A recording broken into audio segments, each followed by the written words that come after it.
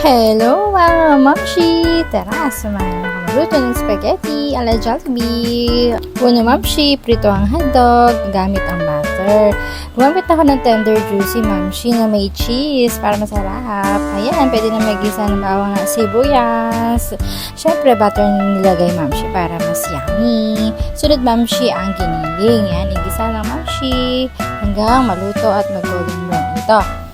Sunod na mamshi ang mushroom. May nabibili na nakakat dito, nakakan mamshi sa supermarket. Ayan mamshi. Pwede na maglagay ng Del Monte spaghetti sweet style mamshi. Ayan. At lagyan ng mga pampalasa.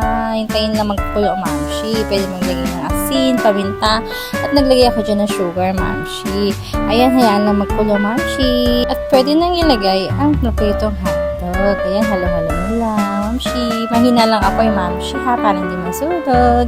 Ayan mamshi, nakikita nyo naman, napaka-creamy, yummy, parang Jollibee yung mamshi. Hindi ko yung mapapahiya sa bisita nyo. Ayan, kain na mamshi. Luto na po. Thank you for watching. Bye!